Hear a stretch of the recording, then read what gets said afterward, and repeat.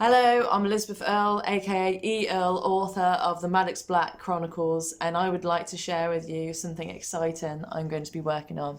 As a special boon for patrons, I will be releasing an audio version of The Contract of Maddox Black. A sample first of 20 minutes to see if you enjoy the storyline. So you can either go on and buy the book, or you can carry on listening to the audio snippets that I will be releasing. It's quite simple for me to record and release, so these will be frequent for you guys, depending if you like it. I will be releasing it chapter by chapter. If you like dark fantasy or historical fiction or something a little bit supernatural, throw in some boats, the occult, and a few swords in there as well, and a strong heroine and a cast of characters, then look no further. We have The Contract of Maddox Black and the sequel, The Hunt of Maddox Black. The third book is currently underway and going through its last sweep of editing, so that will be released round about 2020. We're looking at January 2020 or December 2019. I'm really excited to show you these books, and I'm even more excited to announce that they will be going through a whole overhaul. They won't look like this anymore. They're going through a whole design overhaul. But for now, if you would like to get in on the action before anyone else, before it's not a secret anymore, you can head to Amazon and you can find my books via Kindle or paperback. Or if you don't want to do that, just stay on here and listen to the audio version. So I hope you enjoy the link that I will either supply or the private YouTube video that I will supply it on, with 20 minutes of me doing accents and reading and trying to convey this story to you. So I hope you enjoy it.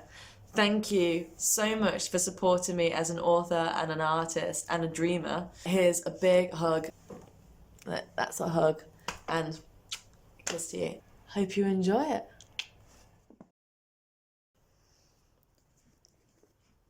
The Contract of Maddox Black by E. Earle. My dearest Maddie, you must forgive me for leaving you. There is something I must do, and alas, I cannot bring you with me. You are too young to understand, and I fear that you will not survive. Stay strong, daughter. There will come a time when you will see many a great thing in disbelief. You must hold fast. Be careful who you place your belief in. Trust these journals to no one but yourself. There are many wicked men who hide beneath pious means. Do not trust their gods. Do not trust their intentions. Do not trust their words. Trust only in blood. Chapter 1. My knife pressed deeper into his skin, threatening to bring forth a river of red. I bared my teeth as I glared into the man's wide eyes. His fingers twitched open and shut, his blade on the floor useless as I pinned him against the stone wall. You tried to steal from me, I snarled, holding his cloak tighter around his neck, wanting to throttle him with it. I had no patience with pocket thieves, and this one had caught me on a particularly bad day. No, ma'am, he spluttered.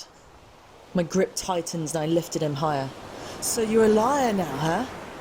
No, ma'am. I mean, yes, ma'am. I'm sorry. His face creased up in brown waves of fear. Times is tough, please. Let's go. I stared at him for a few seconds longer. Times were tough. That much was evident. The 7 years that I'd been away from Greyport had not been kind. Everything seemed more tired, the edges of bricks crumbling or already in the throes of decay. My nose prickled at the reeking stench of the man, dragging my attention back to him. I took in his sodden and stained clothing, my eyes sliding over his pox-marked skin and blackened teeth. My lip curling, I released his spine from Greyport's walls and shoved him aside.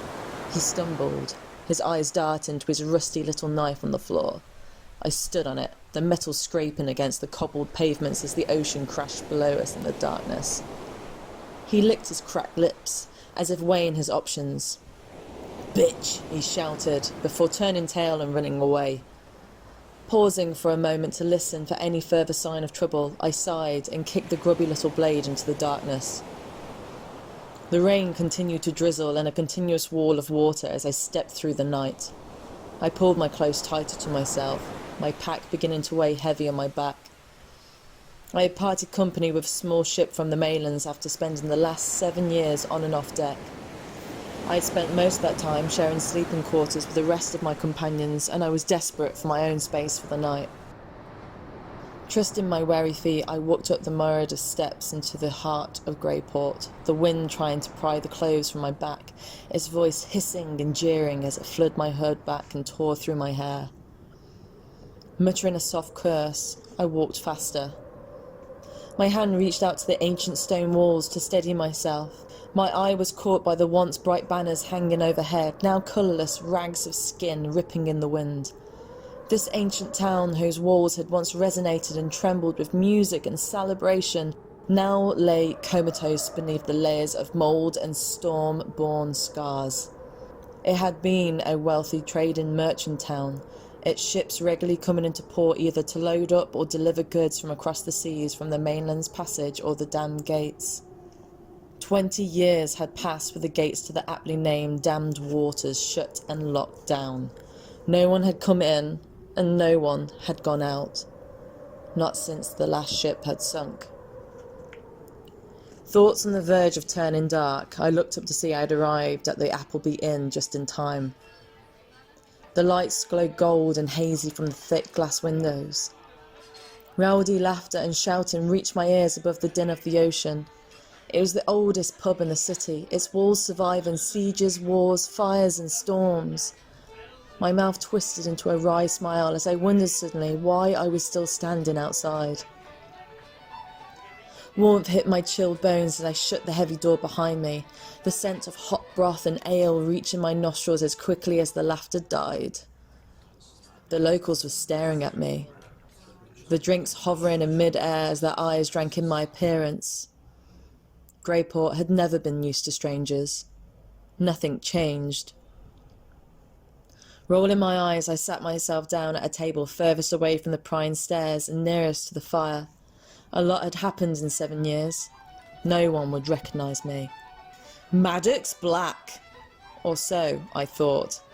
I looked up to see a young man in his mid to late 20s, a bronze beard covering most of his tanned face, dressed in brown leathers and with great black boots and heavy buckles. His eyes were true sky blue, a scar marring one dark brow. Long sun-bleached hair had been braided practically, part of his head shorn and tattooed. His hands had been tattooed also. I could barely hold back the smile that sliced my face. "Davy Colcrook," I said, standing. "You look nothing like the boy I once knew." I didn't have time to breathe before he suddenly grappled me in a crushing bear hug. I smacked his arm to ease my cracking ribs and almost staggered back into my chair when he released me. Davy had been a childhood friend of mine, and I suppose for a while we had been sweethearts when we discovered what growing up meant. My cheeks hopped as I tried to regain my composure, trying not to think of my first clumsy kiss. He had been the only boy who had shown any kindness to me growing up. There had been others who had stared at my changing form, turning me from a freckled, awkward thing to a young woman, but they had been afraid, thinking me an unnatural thing. Davy had never seemed to care what anyone thought of him as we spent more and more time with each other into the summer months.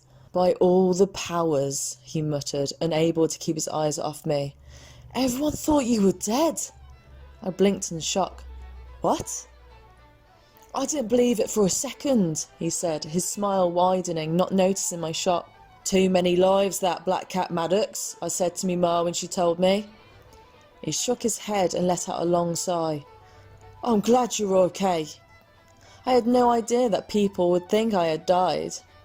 True, I had been gone a long time, but dead? Maybe it had been wishful thinking. An unexpected sting of happiness raced through me that Davy hadn't believed the rumours. He had never believed what the townsfolk said about me. Since he was a small boy, he had always known his own mind.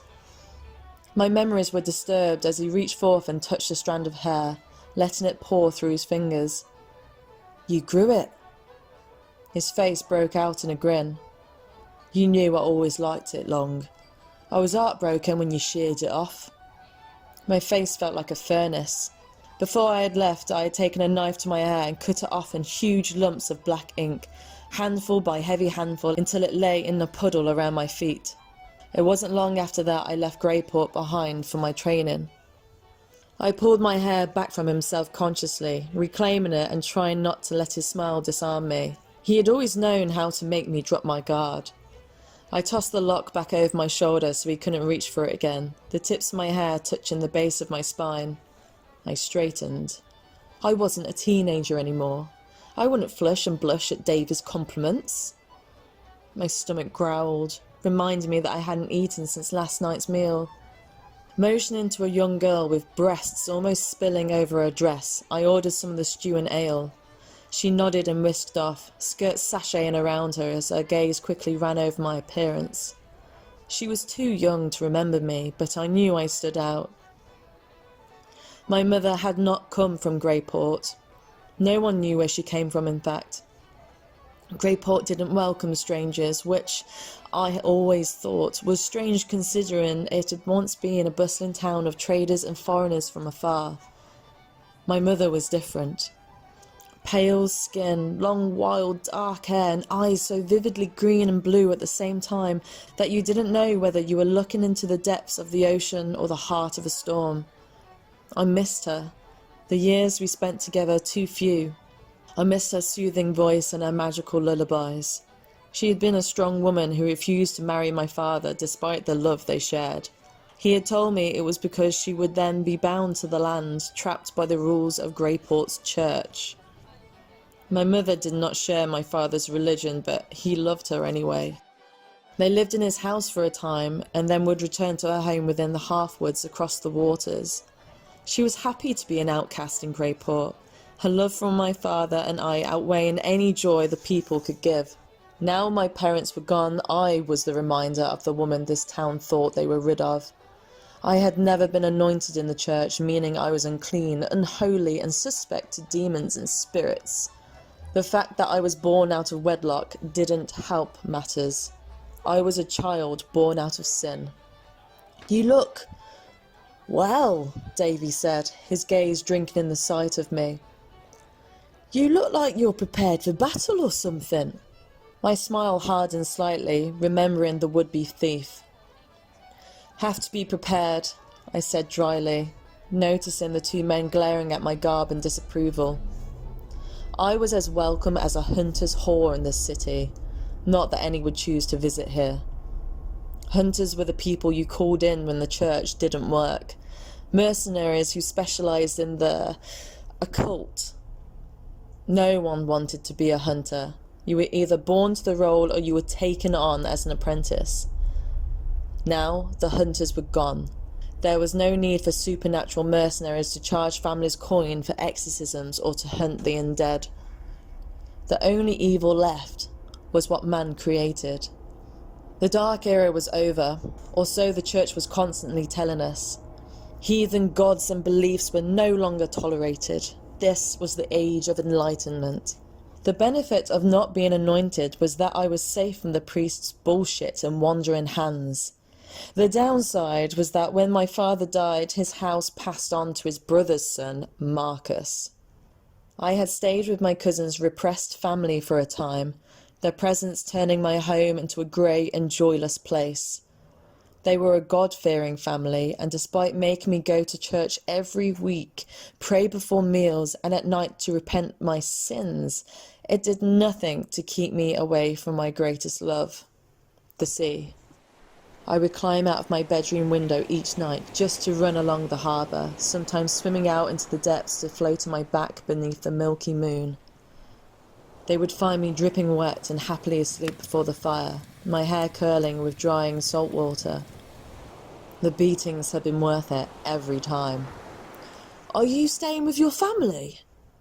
I gave Davy a look that answered his question. He shifted uncomfortably. "Oh." My cousin had tried to marry off to a ship merchant who had been passing through, simply to get rid of me. He had betrothed me to the stranger without my knowing. The merchant had promised to return in a year's time. I discovered about the engagement 2 days before the stranger's return, as my cousin's wife attempted to get me to try on an elaborate gown. Alarm struck through me instantly. They had never bought me anything. Why now? My cousin's wife, too haughty and full of disdain to put up with my ingratitude, told me of their intent. Enraged, I grabbed a knife and shorn my hair off, fleeing the house to the half-woods, not returning for a week until I was sure the stranger's ship had left. Upon returning, my cousin struck me and cast me out of my father's house. I think he had been looking for an excuse to throw me out for a long time. Despite what the town thought of my mother, they valued duty before all else. It had been my cousin's duty as the head of our family to take care of his recently orphaned family member. But no one blinked an eye when I had been thrown out, a bag of my belongings strewn at my feet. I spent the next 2 years living from place to place, working at the harbour selling fish. Despite the dam gates being shut, the mainland still brought merchant goods to harbour.